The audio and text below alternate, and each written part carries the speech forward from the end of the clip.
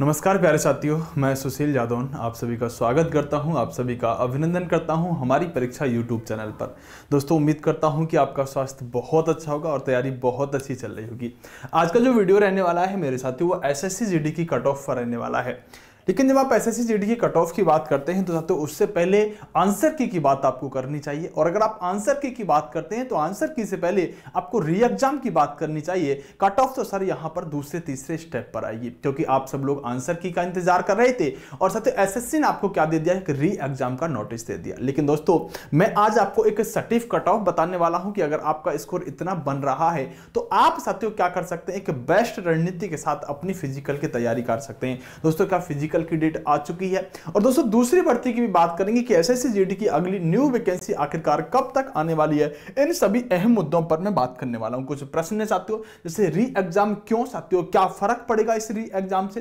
प्रश्न हो सकता है आंसर की कब आएगी, फिजिकल की तारीख आ गई है क्या? या फिर साथियों बात करें चुनाव का क्या फर्क पड़ेगा, दूसरी भर्ती अगस्त में। इन सब पॉइंटों पर आज मैं बात करने वाला हूं साथियों, एक एक करके। लेकिन उससे पहले साथियों मैं बता देना चाहता हूं आपको कि अगर हम देखें साथियों कि अगर हम इस वैकेंसी की बात करें जिसमें कुल पदों की संख्या जो रहने वाली थी साथियों, देखने में लग रही होगी काफी कम है। 26,140 साथियों पदों की संख्या थी, जो अपने आप में थोड़ी कम नजर आती है अगर हम इस वैकेंसी की ऑल इंडिया के संदर्भ में बात करें, क्योंकि ये साथियों सभी राज्यों के लिए वैकेंसी है 26,140। अगले यूपी में देखें तो 60,000 वैकेंसी निकाल दी जाती है। दोस्तों, जो 26,000 वैकेंसी है उसके लिए लगभग 8 गुने बच्चे, 8 से 9 गुने बच्चे ये फिजिकल के लिए बुलाते हैं। तब उस आधार पर लगभग साथियों आपके 2,10,000 के आसपास बच्चे क्या कर रहे होंगे, फिजिकल के लिए जा रहे होंगे, यानी कि साथियों फिजिकल दे रहे होंगे लगभग 2 लाख के आसपास बच्चे। दोस्तों, इसमें 1/8 की साथियों 1/8 की नेगेटिव मार्किंग थी। लेकिन कुछ डाटा पे अगर हम बात करें कि 2021 के अंदर ये पद साथियों 25,000 मात्र थे और 72 लाख साथियों फार्म भरे गए थे 2022 में। वहीं ये पद बेटा लगभग 50,000 के आसपास चले गए तो बेटा 54 लाख फार्म भरे गए थे। और 2023 में जब ये 26,140 पद आए तो मात्र 47 लाख फार्म भरे गए। ये कुछ डाटा है जो इस बात की तरफ आपका ध्यान केंद्रित कर रहा है कि 72 लाख, 54 लाख और फिर 47 लाख यानी फार्मों की संख्या साथियों बार बार घटती आई है। क्या रीजन रहे हैं ये आपके ऊपर मैं छोड़ता हूं कि आप इसमें क्या रीजन समझते हैं, क्या रीजन इसमें सोचते हैं। दोस्तों, बात करें सबसे पहले हम यहां पर कट ऑफ के बारे में। उससे पहले साथियों कट ऑफ से पहले मैं आना चाहूंगा इन प्रमुख बिंदुओं पर। लेकिन उससे पहले एक छोटी सी बात करना चाहूंगा कि अगर आपने अभी तक इस चैनल को सब्सक्राइब नहीं किया तो सब्सक्राइब का बटन दब जाना चाहिए। आपको इस चैनल पर साथियों सही और सटीक जानकारी की ही वीडियो हमेशा मिलेंगी। कभी कोई फालतू वीडियो आपको इस चैनल पर नहीं मिल सकती। पढ़ाई से रिलेटेड आप अपने जीवन में कुछ अच्छा कर पाए, आप अपने जीवन में आगे बढ़ पाए, इसी उद्देश्य के साथ इस चैनल को शुरू किया गया है और हमेशा ऐसी ही वीडियो इस पर डाली जाती है। दोस्तों, री एग्जाम क्यों? आप जानते हैं कि साथियों एसएससी जीडी के बच्चे साथियों इंतजार कर रहे थे कि सर आंसर की आ जाए। लेकिन साथियों एसएससी ने क्या किया, एक नोटिस निकाल दिया और यह बता दिया कि भैया आपका जो पेपर हुआ है वो आपका यहां पर साथियों बात करें तो 20/2 यानी 20 फरवरी से लेकर 7 मार्च तक पेपर हुआ था। इस पेपर के अंतर्गत जब साथियों अलग अलग जगह अलग अलग सेंटरों पर पेपर हुआ तो पेपर होने के बाद क्या हुआ कि कुछ सेंटरों के साथियों लगभग 16,000 बच्चों का क्या कर दिया, इन्होंने री एग्जाम के लिए नोटिस निकाल दिया। वो सेंटरों की लिस्ट मैंने टेलीग्राम पर डाल दी है, आपने नहीं देखी है तो देख लीजिएगा, क्योंकि वह भी जरूरी है। क्योंकि ये पेपर आपका मात्र अब 30 तारीख को हो रहा होगा, यानी 30 तारीख को वो आपका पेपर हो रहा है। यानी कि कुछ बच्चों का कैंसिल किया, सभी का कैंसिल नहीं किया। किन किन सेंटरों का किया है वो लिस्ट में आप देख लीजिएगा, टेलीग्राम पर मिल जाएगी। दोस्तों, 30 तारीख को इन बच्चों का पेपर हो रहा होगा। अगर 30 तक पेपर हो रहा है तो बेटा इसे हम कह सकते हैं री एग्जाम हो रहा है। और सबसे अच्छी बात क्या है कि बेटा इसके अंदर वही अप्लाई कर पाएंगे, मतलब वही अपीयर हो पाएंगे जिन्होंने साथियों एग्जाम पहले दिया था। ऐसा नहीं कि वो पहले तो एब्सेंट थे अब वो री एग्जाम देने चले जाए, ऐसा नहीं होगा। उन्होंने साथियों अगर इस बीच में यानी कि 20 से और साथियों 7/3 तक पेपर दिया था तभी इसके अंदर वो री एग्जाम में बैठ पाएंगे। मतलब वही बच्चे री एग्जाम देंगे जिन्होंने साथियों इससे पहले एग्जाम दिया था, उन्हीं का होगा। जो एब्सेंट रहे थे वो एब्सेंट ही माने जाएंगे। एडमिट कार्ड साथियों आ चुके हैं लगभग आपके, आप देख सकते हैं। दूसरी बात साथियों सबसे मुख्य बात पर मैं आता हूं कि आखिरकार सर री एग्जाम क्यों कराना पड़ा। देखो, हालांकि एसएससी ने यहां पर कहा है कुछ टेक्निकल रीजनों से हमें री एग्जाम कराना पड़ रहा है। बाकी आप भी समझदार हो साथियों, वो टेक्निकल रीजन क्या हो सकता है? वो टेक्निकल रीजन कुछ डाटा को लेके भी हो सकता है, वो टेक्निकल रीजन कुछ पेपर आउट जैसी प्रक्रियाओं से भी हो सकता है। लेकिन अच्छी बात है कि एसएससी ने उसको यहीं पर साथियों नस्त नाबूद करने की कोशिश करी चाहे कुछ भी वजह रही हो, लेकिन री एग्जाम हो रहा है। क्यों हो रहा है और इसका क्या फर्क पड़ेगा? देखो, फर्क बेटा री एग्जाम पढ़ने से पड़ता है, क्योंकि अगर आपके एग्जाम का लेवल सेम टू सेम रहता है इन 16,000 बच्चों का भी तो कोई बात नहीं है। लेकिन अगर एग्जाम के स्तर में ऊपर नीचे कोई गिरावट आती है तो बेटा कट ऑफ में जब हम बात करेंगे तो हालांकि कट ऑफ में नॉर्मलाइजेशन का व्यवस्था की गई है, लेकिन फिर भी साथियों सेम टू सेम पेपर बनाना आसान नहीं होता है। दूसरा, ये बच्चे जो थे जो अभी पेपर देंगे ना, ये पेपर देने के बाद बेटा चैन की नींद सो रहे थे कि हमें तो कोई टेंशन ही नहीं है, पेपर हो गया।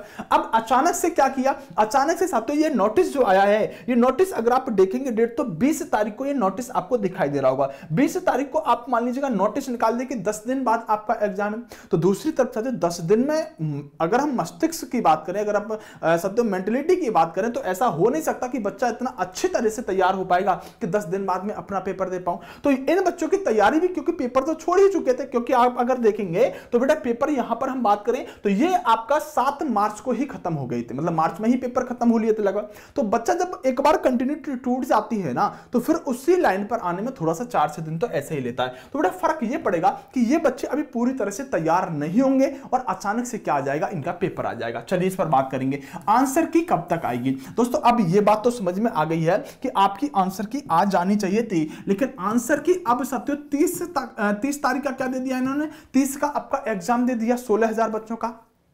अब जो आपकी आंसर की आएगी वो साथियों इस 30 के बाद साथियों 3 से 4 दिन में आप आंसर की 100% ले लेना। यानी कि साथियों आपकी आंसर की 1 2 3 4 5 6 लास्ट साथियों आपकी 6 तारीख तक ये आंसर की आ जाएगी। तो लोड लेने की जरूरत नहीं है। आंसर की ना आने के पीछे का कारण क्या था, क्योंकि आप एसएससी के जितने भी एग्जाम उठाएंगे तो वो आपको 3 से 4 दिन, कई बार अगले दिन भी हुआ है कि जैसे आज साथियों क्या हुआ, आज पेपर हुआ कल ही आंसर की आ गई है ना, आज पेपर खत्म हुए कल आंसर की। तो 24 घंटे में भी एसएससी आंसर की दे देती है, लेकिन 3 से 4 दिन में आपके एसएससी जीडी की आंसर की 30 तारीख को पेपर होने के बाद आ जाएगी। सुनिश्चित कर लीजिएगा आपका स्कोर कितना है। सर आंसर की आई नहीं, आप तो कट ऑफ बताने जा रहे हो। बेटा एक बात बताओ मुझे, आंसर की आ जाने से आपको क्या मिल जाता है? आप कहोगे सर बच्चों को अपने मार्क्स पता चल जाते हैं। बेटा बच्चों को मार्क्स अपने वैसे भी अनुमान हो जाता है सही मायने में अगर हम बात करें। और बेटा डाटा कोई चीज ही नहीं होती है, अनुभव से ही सारी कट ऑफ में बनती है। अगर डाटा कोई चीज होती है तो फिर तो जो डाटा पर कट ऑफ बनाते हैं ना, उनकी कट ऑफ तो गलत नहीं जानी चाहिए, फिर उनकी कट ऑफ गलत कैसे चली जाती है? तो डिपेंड क्या करता है कि आप बेटा किस आधार पर बातें कर रहे हो। आप बच्चों से बात करके भी डाटा ही ले रहे हो, आप बच्चों से उनका लेवल जान रहे हो कि भाई आपका तैयारी कैसी थी, आपके इसमें कितने ठीक कर पाए हो, कितने अटेम्प्ट कर पाए हो। तो अनुभव से भी चीजें कलेक्ट की जा सकती हैं। जरूरी नहीं है कि जब आपके पास बहुत ज्यादा डाटा हो तभी आप कट ऑफ की बात कर पाओ, क्योंकि अगर बहुत ज्यादा डाटा होगा तो बहुत ज्यादा फेक भी डाटा हो सकता है, बहुत ज्यादा फेक भी डाटा हो सकता है। मैंने साथियों जितनी भी कट ऑफ अभी तक बनाई है वो लगभग सारी की सारी सटीक गई है। तब आप कह सकते हैं कि आप इस कट ऑफ पर भी विश्वास से कर सकते हैं। आप ऐसा मत सोचिएगा कि आंसर की से पहले ही कट ऑफ बता दिया, आप इंतजार करिएगा अगर आप ऐसा सोचते हैं तो। दूसरी बात है क्या फिजिकल की तारीख आ गई है, ये एक बहुत बड़ी बात है दोस्तों। मैं कहूंगा कि फिजिकल आपके लगभग बेटा 29 अप्रैल से होने सुनिश्चित थे। 29 अप्रैल से होने बेटा फिजिकल आपके सुनिश्चित से। एक लेटर वायरल हो रहा है जो सीआरपीएफ के द्वारा किया गया है, यानी कि सीआरपीएफ ही आपके फिजिकल कराती है। तो एक लेटर वायरल हो रहा है जिसमें 29 अप्रैल से साथियों फिजिकल आपके होने तय थे। अब ये लेटर जो है बेटा गलत है या सही है, तो मैं कहूंगा ये लेटर इस पर शक मत करना, क्योंकि इससे पहले भी एक बार शक किया जा चुका था। और बेटा इससे पहले जो एसएससी जीडी की भर्ती थी वहां भी एक लेटर वायरल हुआ था और वो सही साबित हुआ था। बेटा उसी लेटर के अकॉर्डिंग आपके फिजिकल हुए थे। अभी अगर आप अगर भर्तियों का रवैया देखें ना, तो ऐसा देखने के लिए प्रतीत होता है कि अब बेटा बहुत जल्दी, पहले क्या होता था कि एग्जाम करा लिया 3 से 4 महीने बाद फिजिकल हो रहा है, बच्चा शांत बैठा रहता था। अब तो बड़ा इतनी स्पीड में ये लोग चलते हैं कि चाहते नहीं कि आपको हम समय दें। जैसे दिल्ली पुलिस में आपने देखा तब तो फिजिकल एग्जाम हुआ, एग्जाम को तुरंत बाद क्या हो गया, फिजिकल शुरू हो गया, बच्चे रेस ही नहीं मार पाए। तो बेटा मैं तो आपसे एक बात करता हूं कि आप जिस तरह से आप पढ़ाई की तैयारी कर रहे हो, वीक में 1-2 दिन लंबी रनिंग भी आप करते रहो, क्योंकि आपके एसएससी जीडी के फिजिकल 29 अप्रैल की जगह पर हो सकता है कि 1 वीक और आगे बढ़ जाएं। लेकिन ये आपके अगर हम बात करें तो मई के लगभग पहले वीक से शुरू हो जाएंगे। ठीक है, मई के पहले वीक में लगभग फिजिकल शुरू हो रहे होंगे। और ये 29 अप्रैल जो डेट है ना बेटा, इसको आप गलत मत समझना, यह डेट बिल्कुल सही है। फिजिकल आपके अप्रैल या फिर मई के पहले वीक में शुरू होने वाले हैं। चुनाव का क्या फर्क पड़ेगा दोस्तों? चुनाव का अगर फर्क पड़ता तो बेटा ये लोग क्या करते ना कि इस भर्ती को और डिले करते, लेकिन इस भर्ती पर पहली बात तो मैं बताना चाहता हूं कि आचार संहिता वगैरह का उस भर्ती पर कोई फर्क ही नहीं पड़ता। जो भर्ती बेटा रनिंग में हो, यानी कि अभी जो चल रही है वो चलती रहेगी, और ये बेटा चुनाव में भी आपके फिजिकल कराएंगे, इस बात से सुनिश्चित रहिएगा। क्योंकि चुनाव ऐसा थोड़ी है कि एक ही दिन में देश के अंदर पूरे के अंदर हो जाएगा, नहीं, उसके फेजेस है, तो अपने फेजेस पर चुनाव चलता रहेगा। ऐसा थोड़ी कि चुनाव हो रहा है कि देश की सारी चीजें बंद हो जाएंगी, ऐसा थोड़ी होता है भाई। चुनाव भी होगा, आपके फिजिकल भी होंगे, तो चुनाव का इस भर्ती पर कोई फर्क नहीं पड़ने वाला है। दोस्तों सबसे बड़ी समस्या जो है ना, अगली आपकी वैकेंसी अगस्त में आने वाली है, इसलिए इनको ये भर्ती यहां पर फिजिकल अप्रैल मई में कराने पड़ेंगे। अप्रैल मई में करा के अगस्त तक लगभग कोशिश करेंगे कि इस भर्ती को पूरी तरह से बेटा समाप्त कर दें। इसलिए इस भर्ती में आपको टाइम नहीं मिलने वाला है। अपने फिजिकल की तैयारी जोरों तोरों से करते रहिएगा, नहीं तो आप बहुत पीछे चले जाओगे। आप इंतजार करते रहोगे सर मेरा होगा कि नहीं होगा। मैं तो कहता हूं कि जिसके भी अगर मेरी कट ऑफ में वो आ रहा है और मेरी कट ऑफ से अगर 5 अंक उसके कम भी है, तब भी बेटा यहां पर फिजिकल की तैयारी करता रहे, क्योंकि इस वैकेंसी में आपको समय नहीं मिलने वाला है, क्योंकि अगली वैकेंसी तुरंत आने वाली है। अगर ये वैकेंसी तुरंत नहीं आ रही होती ना, तो मैं कह सकता था कि ये वैकेंसी को डिले करेंगे, आराम से कराएंगे, लेकिन अब इनको बहुत जल्दी खुद भी होगी। मैंने बता दिया आंसर की के बारे में, मैंने आपको बता दिया बेटा जो आपका फिजिकल डेट है वो बिल्कुल सही है। लगभग मई में साथियों आप ये कह सकते हैं कि आपके फिजिकल हो रहे होंगे, ठीक है। अब बात कर लेते हैं सर कट ऑफ के बारे में। सर कट ऑफ क्या रहेगी दोस्तों? देखो, हम जब कट ऑफ की बात करते हैं तो मैंने यहां पर कुछ राज्यों की कट ऑफ लिखी है, और साथियों यहां पर मैंने कैटेगरी वाइज कट ऑफ रखी। जैसे राज्य में बेटा हमने प्रमुख राज्य से उत्तर प्रदेश हो गया, मध्य प्रदेश हो गया, राजस्थान हो गया, हरियाणा हो गया, बिहार हो गया, दिल्ली हो गया और उत्तराखंड हो गया। इनकी सभी की मैंने कॉमन, देखो सभी में थोड़ा बहुत अंतर रहता है, तो हमारी cut off expected cut off ही तो है। अगर आप मेरी कट ऑफ में आ जाते हो और इनमें से किसी भी राज्य में हो, तो आप साथियों बाहर नहीं निकलोगे। बात समझ में आ रही है?